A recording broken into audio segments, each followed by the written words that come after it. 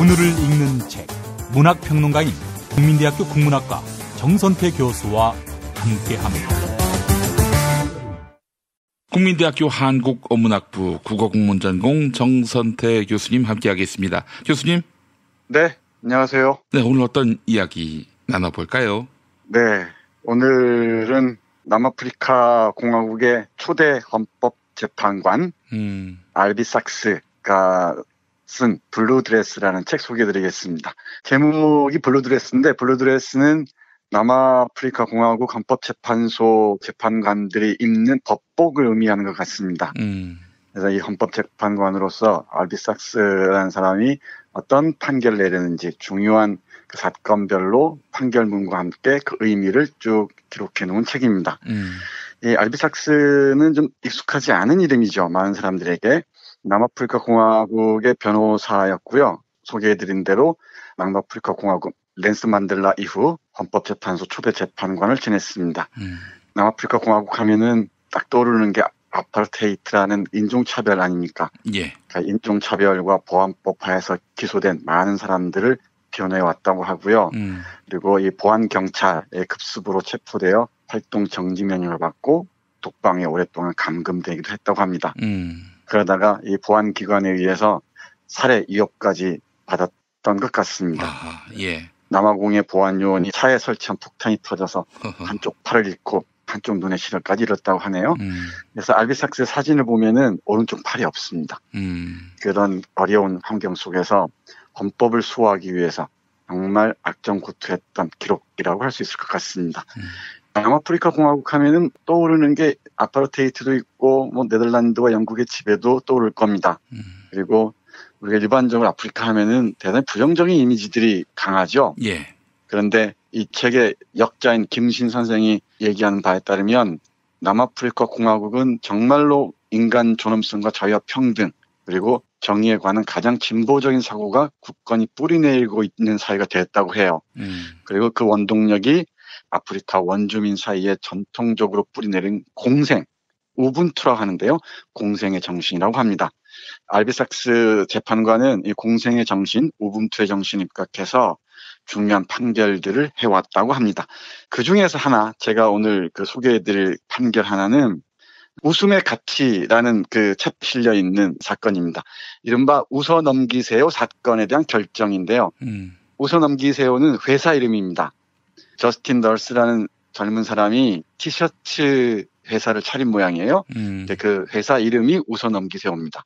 이 회사에서 어떤 일을 하냐면은 SAB, 사브라고 남아프리카 공화국을 대표하는 맥주 회사가 있답니다. 예. 지금은 미국의 밀러 맥주 있죠. 그 밀러 그룹에 흡수 합병됐다고 하는데 남아공의 국민 맥주로 알려진 카슬과 그리고 블랙 라벨이 아주 유명한 맥주 회사라고 합니다. SAB. 근데 이 맥주 회사의 이름과 브랜드 이미지들을 패러디한 거예요. 이를테면은 사브에서 생산하는 맥주 중에 블랙 라벨과 칼링 맥주라는 게 있는데 그 블랙 라벨을 블랙 레이버, 흑색 노동이라고 말바꾸기를 하고 그리고 칼링 비어, 칼링 맥주를 백색 유제, 화이트 길트로 이렇게 변형했다고 합니다. 그리고 이 맥주 회사의 슬로건 글자가 하나하나 있는데 작은 문구로 도안되어 있는데 그걸 비틀어 버렸다 그래요. 예를 들면은 남아공에서 주조한 미국의 생생하게 살아있는 맥주라는 문구가 있는데 이 티셔츠에서는 1652년부터 시작된 미국의 생생하게 살아있는 착취, 세계적 무관심 이런 식으로 문구를 변형했다고 합니다. 그러니까 이 사브 맥주 회사에서는 상표권 침해 소송을 했겠죠. 예. 당연히 그 대법원에서는 특허 이미지에 인종차별주의적 착취라는 비방을 덧칠했다고 해서 사브라는 맥주 회사에 손실을 폈다고 판결을 내립니다. 이게 이제 헌법재판소로 넘어온 모양이에요. 이게 이른바 웃어넘기세요 사건입니다. 예. 웃어넘기세요 사건에 대한 판결문 보면 정말 흥미진진합니다. 헌법재판관이 쓰는 문장도 대단하고요. 그리고 여기 철학이나 가치, 문제도 대단히 중요합니다. 근데 이 칼링 블랙 라벨이라는 맥주가 브랜드 이미지라는 게 있지 않습니까? 사브에 생산하는 칼링 블랙 라벨 맥주는 전 세계 남성이 다 같이 즐기는 것이다. 생생하게 살아있는 맥주이다. 그리고 이 맥주를 마시는 사람은 대자를 가지고 있거나 갖게 될 것이다. 이 대자란 말은 큰 물건 이렇게 생각하시면 될 것 같습니다. 그리고 칼링 블랙 라벨을 마시는 사람은 결국엔 더 많이 얻는다. 이런 식으로 이미지를 새겨 넣었다고 합니다. 그러니까 남성 중심적인, 인종차별적인 이런 이미지가 새겨져 있다는 것이죠. 이 안에서. 근데 알비삭스 이 재판관이 내린 그 판결문의 한 부분을 보겠습니다. 이게 왜 불법이 아닌지, 헌법에 일치하는지 한번 읽어보겠습니다. 본 사건에서는 충돌하는 가치들 사이에 균형이 쉽게 이루어질 수 있다. 칼링 블랙 라벨 맥주는 그 시장성에 아무 손실도 입지 않았다. 이 사건에서는 소통이 거래보다 훨씬 더 중요한 것이었다. 거래는 소통의 부수적인 것이었다. 웃어 넘기세요 사의 목적은 모두가 분명하게 알고 있었던 바대로 메시지를 전달하는 것이었다. 티셔츠의 판매는 지속성을 위해 필수 불가결한 것이었다. 그것은 자유발언을 가장한 상업적 행위가 아니었다. 상표를 사용하지 않고 다른 수단을 이용해 메시지를 전달할 수도 있었다는 주장은 패러디의 요점을 잘못 파악한 것이다. 메시지는 분명히 변형된 상표를 상용하는 데 있다. 특정 브랜드를 예로 보여주었듯이 너스의 패러디는 브랜드 파워에 대한 도전이었다. 다시 한번 강조하지만 문제는 패러디가 상표에 타격을 주는데 성공했느냐 그렇지 않느냐가 아니다. 중요한 것은 너스의 패러디가 우리 사회 현상을 비판하기 위한 진심 어린 시도였다는 점이다. 그러니까 이 삭스 헌법재판관은 맥주 회사의 상표권을 침해한 것보다 소통이 중요하다는 것이고요. 패러디의 가치를 분명하게 알고 있었던 거죠. 예. 악의적으로 비방하기 위해서 이런 패러디한 게 아니고 그 안에 깃들어 있는 그 사회적 의미들을 비틀어서 더 나은 세상을 위한 메시지를 발신하기 위한 방법이었다고 보는 겁니다. 그리고 이게 하나의 웃음으로써 많은 사람들에게 긍정적인 영향을 끼칠 수 있었다는 거죠. 이 챕터의 제목이 웃음의 가치라고 얘기했잖아요. 이 헌법재판관이 웃음에 대해서 보여준 이 철학이 참 탄탄합니다. 그 부분 잠깐 보겠습니다. 예. 그러니까 상표법을 위반했다는 대법원 판결을 뒤집어 엎는 헌법재판소 판결문이라는 것을 염두에 두시고 들어주시기 바랍니다. 예. 헌법적으로 중요한 두 번째 주장은 헌법은 무뚝뚝한 사람에게 웃어야 한다고 의무 지을 수는 없으나 무뚝뚝한 사람이 우리의 웃음과 쾌활한 정신을 완전히 파괴하지 못하도록 막을 수는 있다는 것이다. 만약 우리 사회가 국가 권력의 행사로 완전히 침울하고 엄숙한 사회가 되었다면 자유분방한 웃음은 모두 억압되었을 것이고 금주에 대한 심리는 맥주를 마시는 행위 자체를 범죄로 만들었을 것이다. 정부에 관한 농담은 허용하면서 왜 거대 기업에 관한 농담을 할 수 없는 것인지 그 이유를 사실 이해할 수 없다.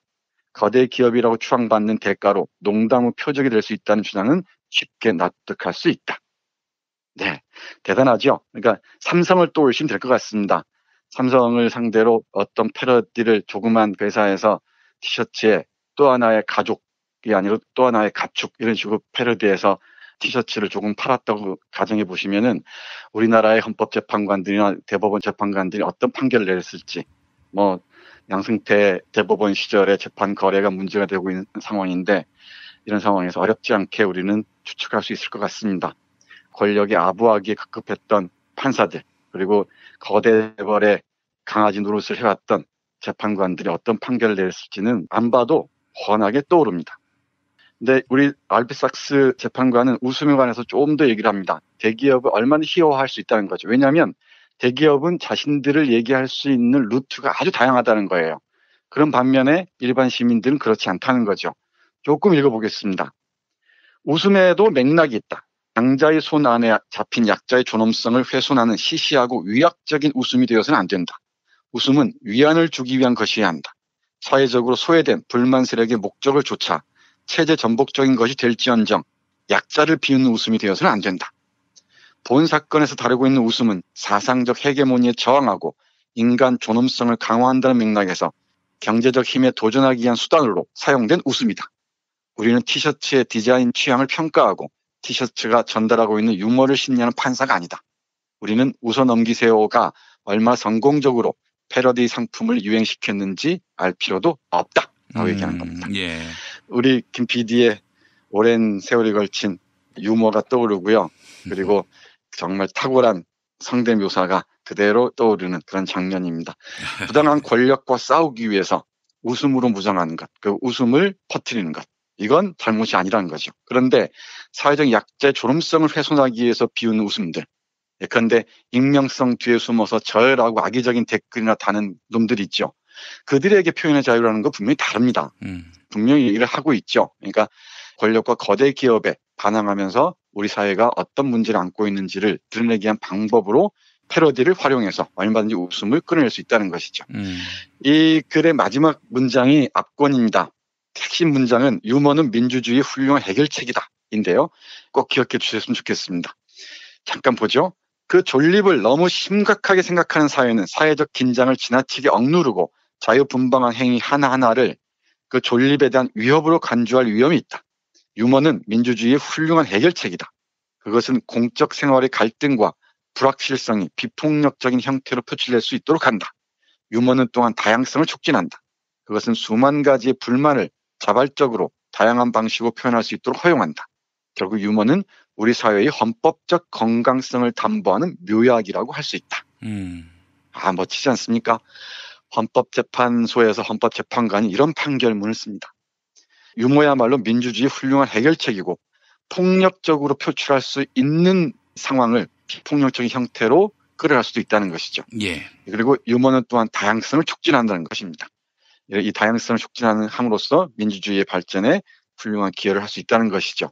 이렇게 웃어넘기세요 사건을 통해서 알비삭스 재판관은 우리 사회에서 웃음이 갖는 의미, 패러디의 의미, 웃음이 권력과 거대 기업을 어떻게 비판할 수 있는지, 그 정당성이 어디에 있는지를 대법원 판례를 뒤엎고 헌법재판소에서는 웃어넘기세요 사가 사브 맥주의 로고를 패러디한 것은 합헌이다라고 얘기하는 것이죠.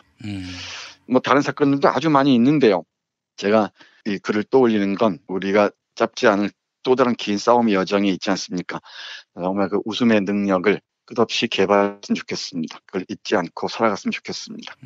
아울러서 촌철살인으로 우리에게 웃음을 주었던 정치인이자 토론의 대가, 그리고 정치에서 유머의 의미가 무엇인지를 잘 알려주고 떠나신 노회찬 전 의원께도 이 얘기를 들려드리고 싶습니다. 예. 사실 이제 법리가 모든 상황을 판단할 수 있게 촘촘하게 CCBB를 가려주지 않지 않습니까? 네, 불가능하죠. 예.